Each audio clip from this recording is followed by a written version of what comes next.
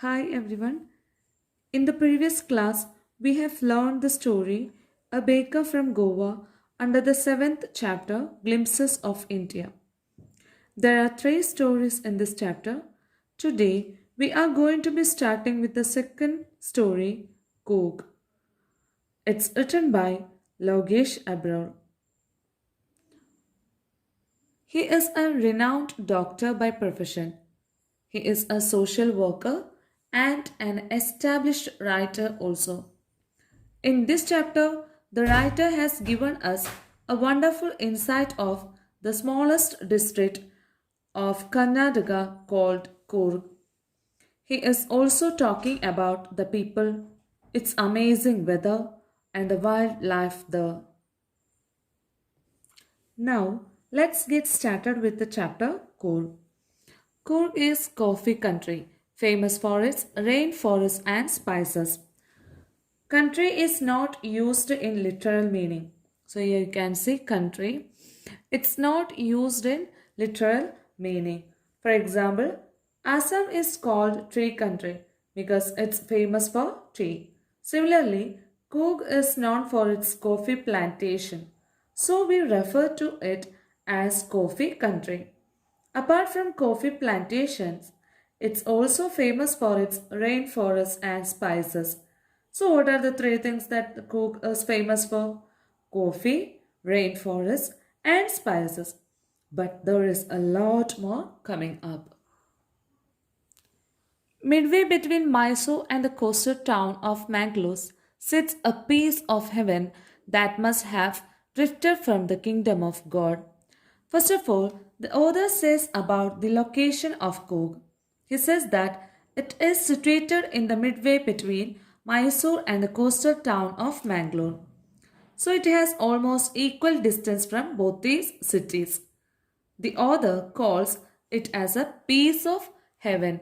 You can see here, piece of heaven. So by saying this, immediately it gives you the feeling and vision how beautiful this place is. So here, the author says it is equal to heaven and that must have drifted from God. Here the author is connecting it to heaven. He is also connecting it with a God as if it has come away from the kingdom of God. Here the author is talking about the beauty of Coorg. That is why these two phrases have been used.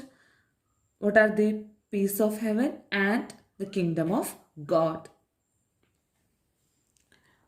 This land of rolling hills is inhabited by a proud race of martial men, beautiful women, and wild creatures. So he says that the land has a lot of hills. He calls he calls it as a land of rolling hills. He calls Coorg as a land of rolling hills, which is inhabited by me. Here you can see inhabited, it means occupied by. Here he says that this land is occupied by beautiful women. The women in Coorg, they were so pretty. They are very pretty. One and this land is occupied by beautiful women, wonderful creatures, and martial men. So that is men who are thorough in all kinds of martial arts. So he is talking about the kind of people and wildlife found in Coorg.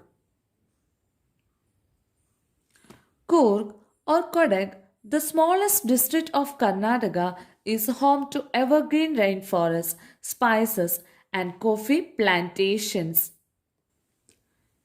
Evergreen rainforests cover 30% of this district. So Coorg is also known as Kodag. In terms of size, it is the smallest district in Karnataka.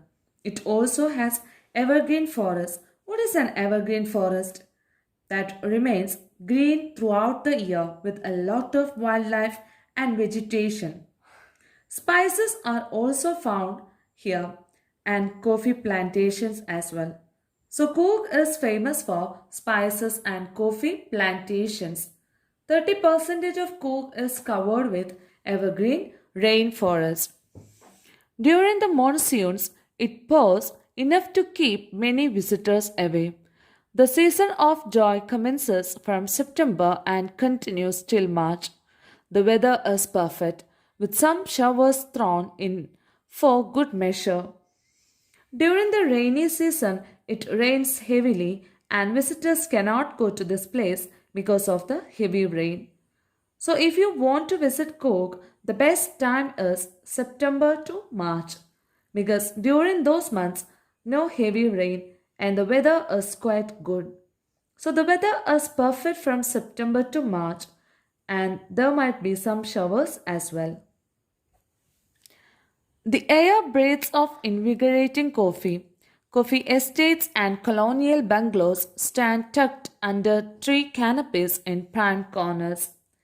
We can always smell coffee though, because Coorg is known for its coffee estates.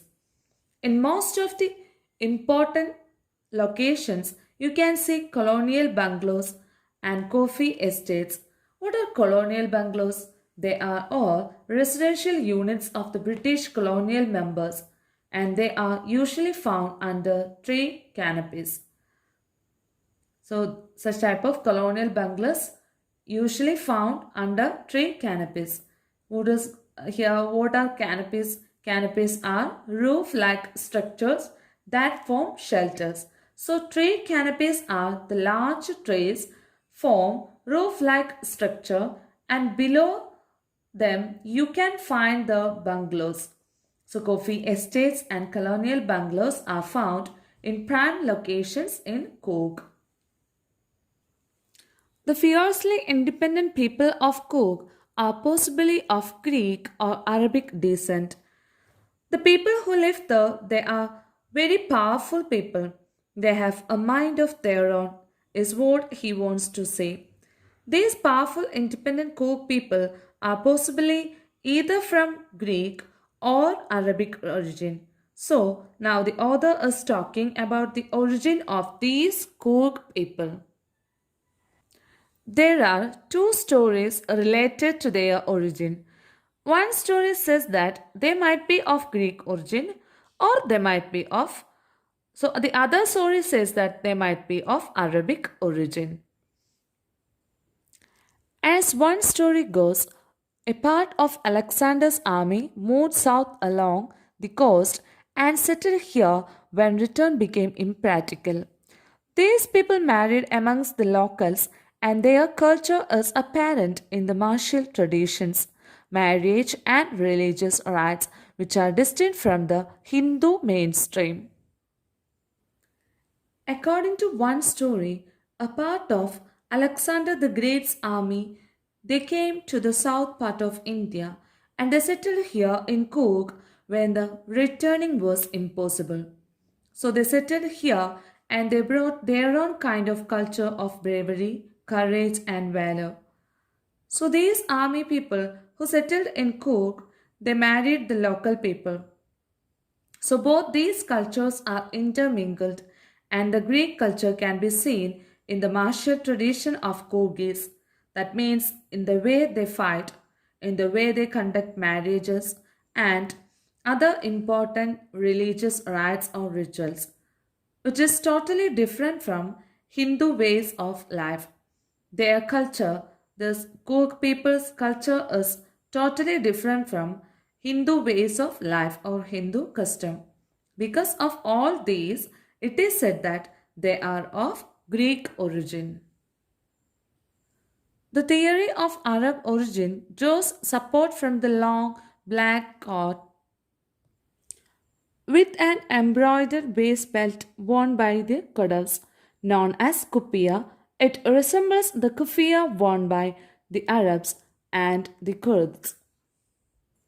The author says here why it is said that these people are of Arabic origin because of the dress they wear. He says that the long black coat and the embroidered waist belt which is worn by the Kurds, who are the Kurds, the people of Coorg. So the long black coat and the embroidered waist belt which is worn by the Kurds is similar to the dress. worn by Arabs. Okay, so the dress they wear, what is the name of that dress? Kupiya, which is similar to the dress kufiya worn by Arabs and the Kurds. So, because of this similarity, there might be a chance that these people have Arabic origin. Kurgi homes have a tradition of hospitality and they are more than willing to recount numerous tales of valor related to their sons and fathers. Kogi people, they are very hospitable, very friendly towards outsiders and visitors. And they also say numerous tales of valor. They are always ready to entertain their guests with the stories of bravery related to their ancestors. The Coorg regiment is one of the most decorated in the Indian army. They are very brave, independent, and ferocious, which is very clear from the fact that the Coorg regiment in the Indian army has received the maximum number of awards for bravery in war. And the first chief of the Indian army, General Cariappa, was a Coorgi. Even now, the Kodas are the only people in India permitted to carry firearms without a license. So this is an honor for the Kogis because the first chief of the Indian army, General Cariappa, was from Coorg. And the people of Coorg, they can carry weapons, firearms without a license because they are known for their valor. The river Kaveri obtains its water from the hills and forests of Coorg. So the narrator now he is talking about the river Kaveri, which is the major river in South India, which obtains water from the hills and forests of Coorg. Mahasir, a large freshwater fish, abound in these waters. Mahasir, it's a kind of large fish which was found in large numbers in this fresh water. Kingfishers dive for their catch, while squirrels and langurs drop partially eaten fruit for the mischief of enjoying the splash and the ripple effect in clear water. Elephants enjoy being bathed and scrubbed in the water in the river by their mahats. So the kingfisher is a kind of bird. It's a kind of large bird. They dive for fish, and the author also says about squirrels and langurs. They drop half-eaten fruits to see the water splashing from below. And here he also said about elephants. They enjoy by bathing in the water, and they are scrubbed by the mahats in the river. The most laid back individuals become converts to the life of high energy adventure with river rafting, canoeing, rappelling, rock climbing, and mountain biking. The tourists who go to Coorg to relax in the natural beauty of the place will be converted. So there are some people that who don't like to take part in any kind of adventurous sports, but by seeing the fantastic scenery of Cork, they will be converted and they will be more energetic because there are so many adventurous sports such as river rafting, canoeing, rappelling, rock climbing, and mountain biking. Numerous walking trails in this region are a favorite with trekkers. There are numerous walking paths in this region. So those who visit this place, they can just enjoy being in the fresh air and do a lot of trekking. Birds, bees, and butterflies are there to give you company. While going through this place, you can see birds, bees, and butterflies. They will give you company because it's a very different kind of atmosphere, a different kind of experience that Coorg will give you. Macaques, Malabar squirrels, langurs, and slender keep a watchful eye from the tree canopy. I do, however, prefer to step aside for wild elephants. So while going through this place, you can see Malabar squirrels like langurs, macaques, and slender etc. They are watching you from the tree canopy. You're going through the forest, so there will be many wild animals which you have to be very careful. The climb to the Brahmagiri hills brings you into a panoramic view of the entire mystery landscape of Coorg. So to get a panoramic view or a complete look at the beautiful city of Coorg, you have to climb up the Brahmagiri hills. A walk across the rock bridge leads to the 64-acre island of Nisargadaama. So there is a rock bridge. If you walk across it, you can find an island called Nisargadaama, which is a 4-acre island. Running into Buddhist monks from India's largest Tibetan settlement at nearby Bailakuppe is a bonus. The monks in red, ochre, and yellow robes are amongst the many surprises that wait to be discovered by visitors searching for the heart and soul of India right here in Coorg.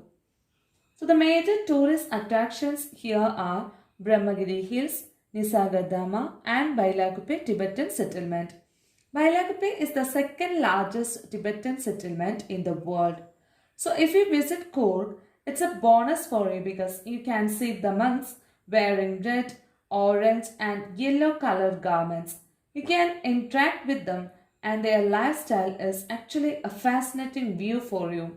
So in this way, the narrator has described the location of this place, Coorg, the beauty of the place, the people, their origin and their bravery, the wildlife, adventurous spots and many other things in an awesome way.